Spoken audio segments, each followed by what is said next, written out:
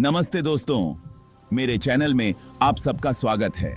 आज हम जा रहे हैं दुनिया के उन अंधेरे कोनों में जहां पर हमारे और दूसरी दुनिया के बीच का पर्दा बहुत पतला है। ऐसी जगहें जिनके नाम सुनते ही रूह कांप जाती है, जहां पुराने जमाने की दर्दनाक घटनाओं और रहस्यमय चीजों की आहट आज भी सुनाई देती है। तो तैयार हो जाइए, क्योंकि आज हम जानेंगे दुनिया की 5 सबसे डरावनी जगहों के बारे में। साल 2024 के लिए ये कोई मामूली डरावने घर नहीं है दोस्तों।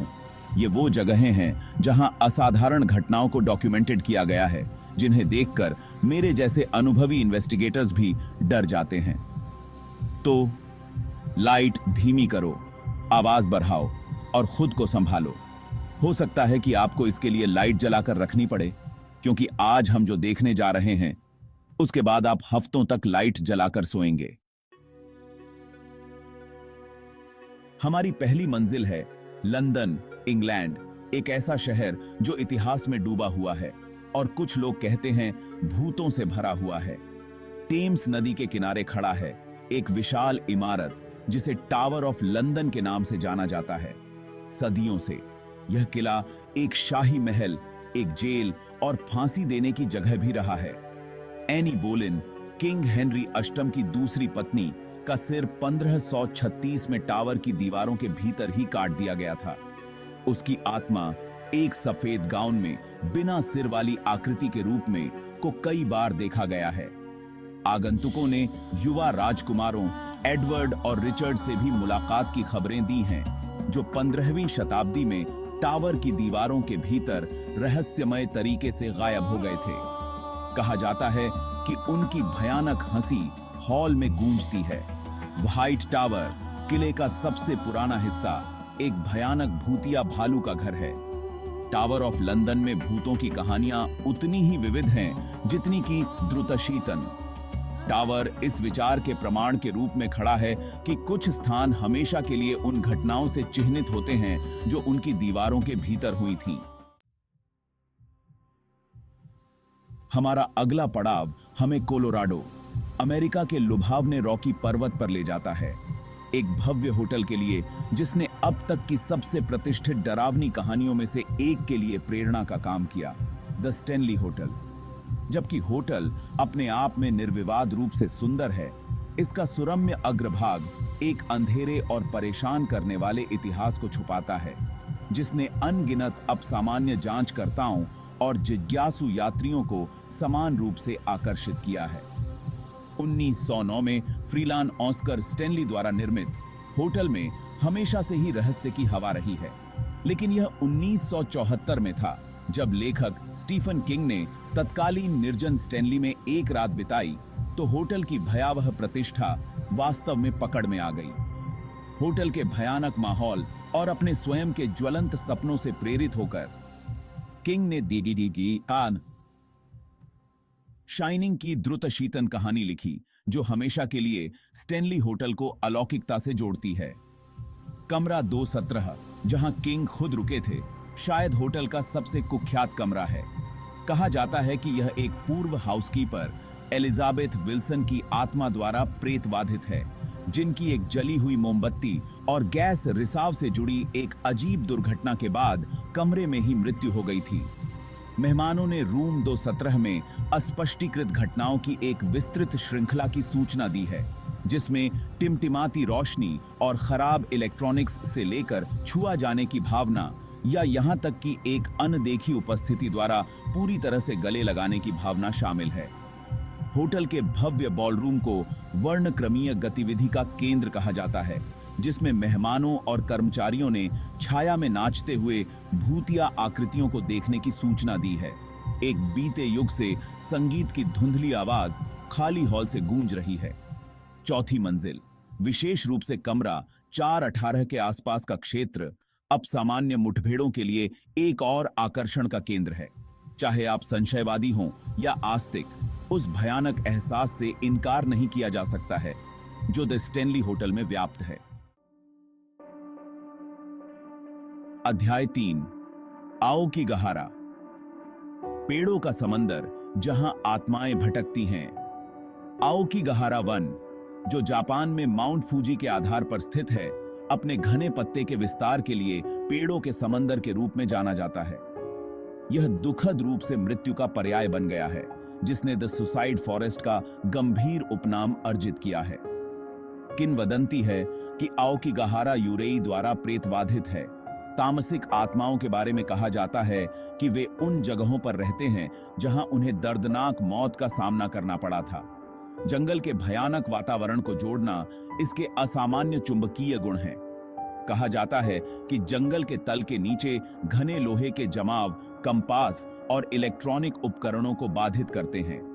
निहित खतरे और परेशान करने वाले माहौल के बावजूद आओकीगहारा दुनिया भर के आगंतुकों को आकर्षित करना जारी रखता है।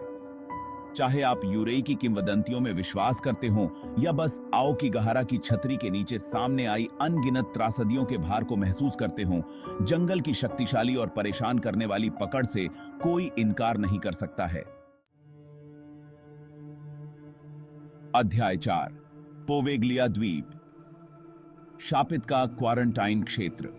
दुनिया के सबसे अंधेरे कोनों में हमारी यात्रा अब हमें वेनिस, इटली की भयानक धुंध से सनी नहरों तक ले जाती है। यहाँ रोमांटिक गोंडोला और आकर्षक पुलों के बीच अंधेरे और निराशा में डूबी एक जगह है, पोवेग्लिया द्वीप। सदियों से यह छोटा सा द्वीप बीमारों, पागलों और मृतकों के लिए एक डंपिंग ग्राउंड के रूप में काम करता रहा है। पोवेग्लिया का गंभीर इतिहास रोमन साम्राज्य का है, जब इसे प्लेग पीड़ितों के लिए एक संघरोध क्षेत्र के रूप में इस्तेमाल किया जाता था। हजारों संक्रमित आत्माओं को मरने के लिए पोवेग्लिया भेजा गया था। उनके शरीरों को ऊंचा ढेर कर दिया गया था और बड़े पैमाने पर चिताओं में जला दिया गया था। कहा जाता है कि द्वीप की मिट्टी में 50% तक मानव राख है। आज पोवेग्लिया द्वीप जनता के लिए सख्ती से वर्जित है। इसकी ढहती इमारतें और ऊंची वनस्पतियां इसके तटों के भीतर होने वाली भयावहता की एक बानगी के रूप में खड़ी हैं। अध्याय 5, भानगढ़ किला, जहां मौन बहुत कुछ कहता है। हमारी अंतिम मंजिल हमें भारत के रेगिस्तानी राज्य राजस्थान में एक ऐसी जगह पर ले जाती है जो किंवदंती में डूबी हुई है और एक भयानक सन्नाटे में डूबी हुई है जो बहुत कुछ कहती है। भानगढ़ किला। 17वीं शताब्दी का यह किला परिसर, जो कभी एक हलचल भरा शहर था, अब एक उजाड़ खंडहर के रूप में खड़ा है, जो छोड़ दिया गया है और भयानक रूप से खामोश है, सिवाय हवा की फुसफुसाहट और उन किंवदंतियों के जो इसकी ढहती दीवारों से चिपकी हुई हैं। भानगढ़ किले की दुखद कहानी प्यार, नुकसान और एक ऐसे श्राप की कहानी है जो सदियों से इस जगह को सता रहा है।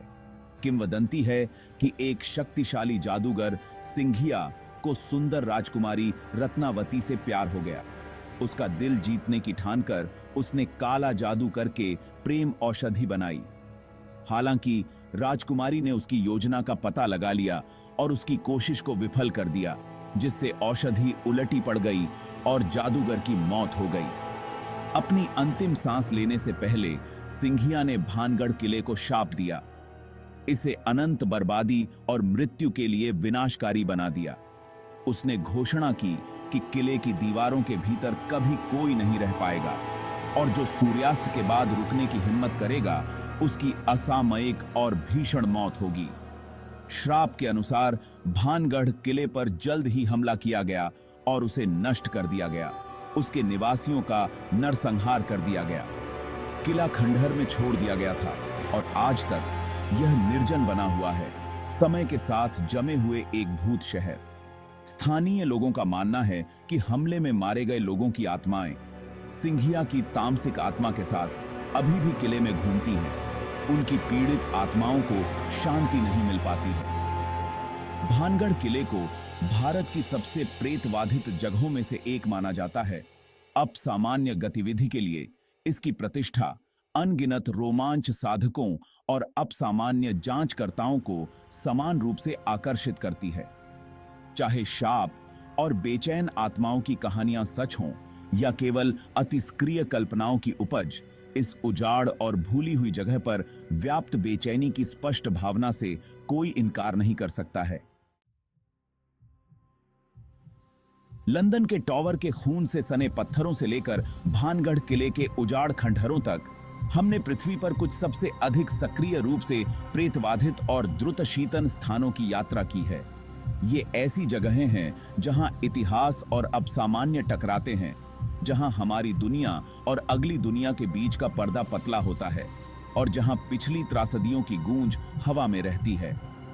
क्या इनमें से किसी भी प्रेतबाधित स्थान ने आपकी रीढ़ की हड्डी को ठंडा कर दिया? मुझे नीचे टिप्पणी में बताएं कि आपको कौन सा स्थान सबसे अधिक परेशान करने वाला लगा और क्यों।